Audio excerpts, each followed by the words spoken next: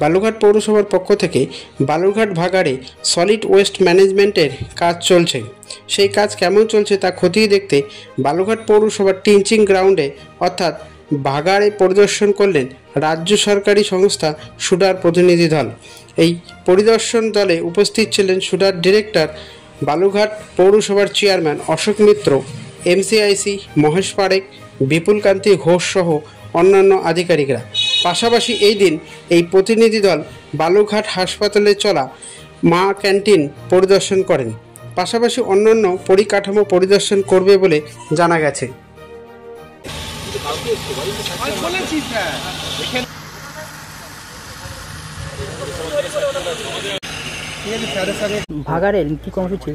বিষয়টা আপনারা জানেন যে আমাদের যে টেনজিং গ্রাউন্ড ভাগাড়ে, যেটা আমাদের লিগাসি ওয়েস্ট এবং ফ্রেশ ওয়েস্টের যে কাজ চলছে, তো সেটাই আজকে আমরা একটু পরিদর্শনে এসেছি। দেখতেই পাচ্ছেন এখানে আমাদের যে ফ্রেশ ওয়েস্টের যে কাজের জন্য অফিস ক্যাম্পাস, অফিস বিল্ডিং এবং যে ইন্টারনাল রোডস এবং এই যে গার্বেজ কালেকশানগুলো, এগুলো সেপারেট হতে আমাদের সেগ্রিগেশন করা হচ্ছে।